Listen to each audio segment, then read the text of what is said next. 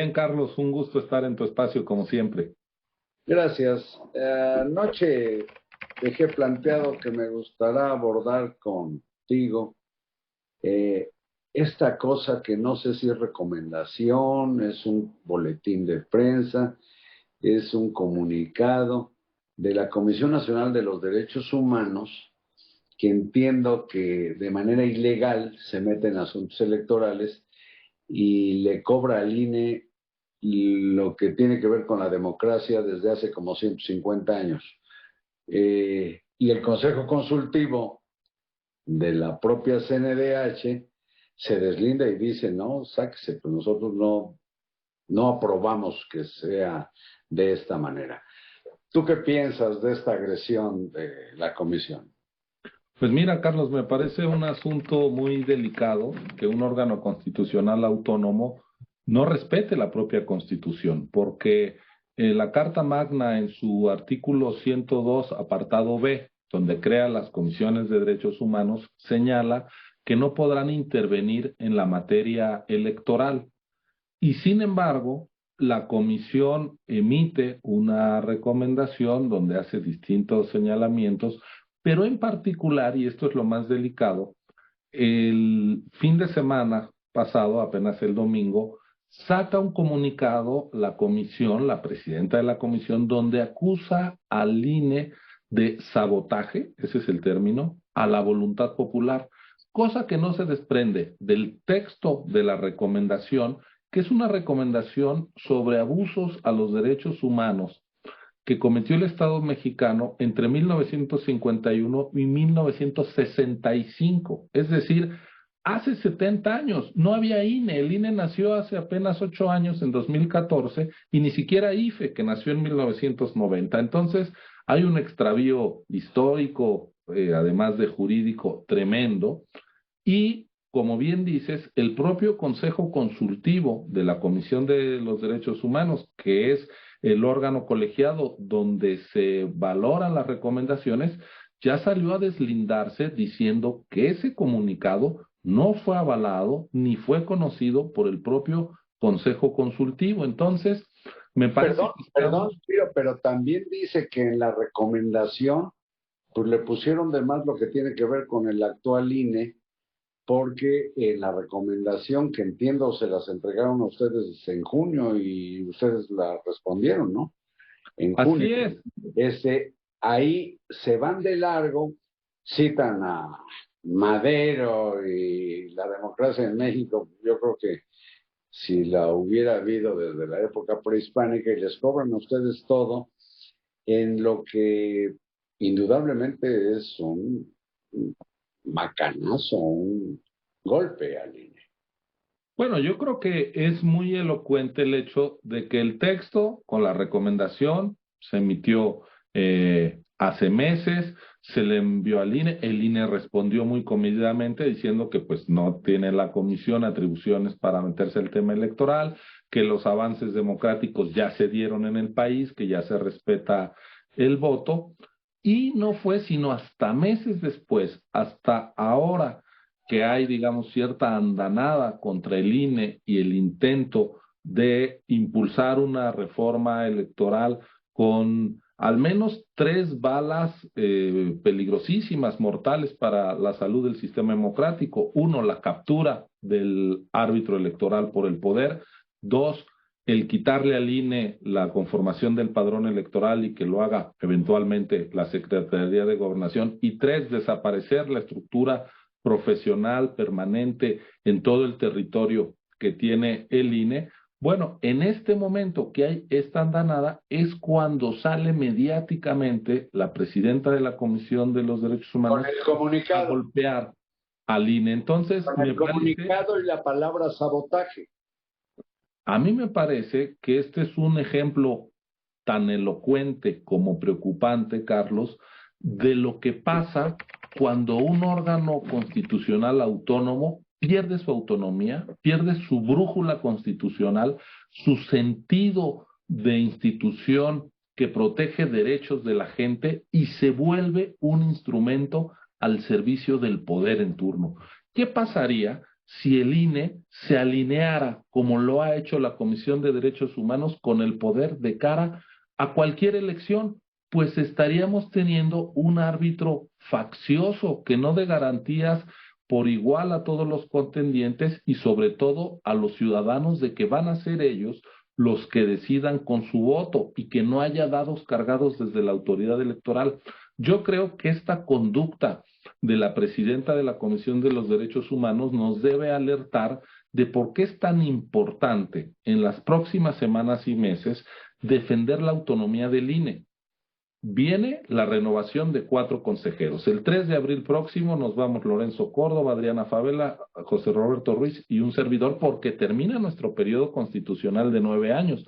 Pues ojalá que quienes nos sustituyan sean gente que le dé garantía a todas las fuerzas políticas de un actuar imparcial y que no se supediten a un partido y menos aún al gobierno. Si me permites, yo creo que la sola constatación de cuánta alternancia ha habido en los ámbitos estatales y federal durante, pues, desde que el ingeniero Cárdenas ganó la elección de la jefatura de gobierno en 1997, yo creo que se necesita mala entraña para afirmar que el INE sea parcial, porque ha habido de chile, de dulce y de manteca desde la presidencia de la República hasta el más modesto Congreso o ayuntamiento del país. Un dato, Carlos, a ver, llevamos 4 elecciones presidenciales en lo que va del siglo, que son las únicas 4 elecciones presidenciales que ha organizado un INE autónomo, antes IFE. De esas 4, en 3 ha habido alternancia, es decir, pierde el partido que gobierna. Y desde 2015 hasta 2022, el INE ha organizado 56 elecciones a gubernaturas. Ya se renovaron todas las gubernaturas del país, algunas hasta 2 veces. De esas 56 elecciones, en el 70%, 7 de cada 10 ganan candidatos de la oposición. Es decir, no es cierto que los gobiernos tengan el control de las elecciones. Cuando la gente... Ni los partidos. Así es. Entonces vivimos una etapa de alternancia. Y mira, ¿podría haber mejoras deseables al sistema electoral? Pues sin duda, tú hablabas del caso brasileño. Ellos están votando desde 1996 en urnas electrónicas y permite que mucho más rápido que nosotros se tengan completos los resultados electorales. Nosotros, como sabes, la noche de la elección siempre salimos con un conteo rápido y decimos quién ganó para dar tranquilidad y que la gente se vaya a dormir con información confiable, no como pasó en 1988 con la caída del sistema. Pero hacer el voto electrónico, los brasileños lo empezaron a echar a andar en 1996 de manera gradual y luego ya lo extendieron a todo el país. Ahora, cada urna electrónica, nada más el aparato, cuesta alrededor de $2,700. A nosotros instalar una casilla que pasa por la producción de las urnas, las boletas, la capacitación de los ciudadanos, nos representa alrededor de 20,000 pesos cada casilla. Bueno, si queremos... O sea, $1,000. Así es decir, menos de la mitad nos cuesta de lo que sería el aparato en Brasil. Pero déjame preguntarte, exponer el voto a las cosas electrónicas, una especie de robot, esto es en cada casilla con una máquina, como tener una calculadora o no sé qué, o se puede votar como actualmente se hacen, por ejemplo, transferencias bancarias desde tu teléfono o tu computadora. ¿Cómo es la votación? En Brasil no es un voto por internet, es un voto presencial. Tú acudes y en vez de tachar una boleta, en la máquina pones el número que le corresponde al candidato de tu preferencia. Por ejemplo, Lula era el candidato número 13 y Bolsonaro el 22. La gente marcaba alguna de las dos opciones y al final de la votación se imprime un ticket como de una máquina de súper con los resultados.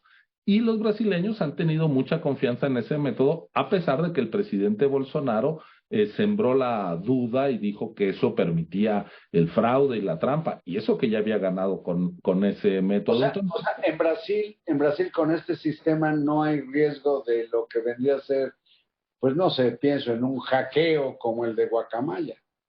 no, porque las urnas no están conectadas a Internet, es decir, las urnas no son parte de una red de comunicación, son máquinas en las cuales tú registras la votación y esa votación pues ya luego se transmite por fuera, pero hay tanto riesgo de hackear una urna electrónica en Brasil como de hackear una cafetera, o sea, que los dos son máquinas, pero no están conectadas a Internet, no son computadoras, sistemas de cómputo en sí mismos, son más una calculadora que va agregando las Entendí. preferencias. En lugar de una maquinita mecánica, es una calculadora electrónica o el equivalente donde se vota, pero hay un aparato, una maquinita en cada casilla electoral. No es enviar tu voto desde donde estés en el mundo a una especie de buzón. No, ellos tienen 250,000 máquinas que se instalan en todo el territorio, pues es un país muy grande y muy poblado, a donde va el elector directamente a votar. Yo te diría, ¿se puede en México hacer algo así? Claro que sí, no es un problema técnico. Se hace en Perú, se hace en la India, la democracia más poblada del mundo, se hace en Brasil. ¿Cuál es el asunto?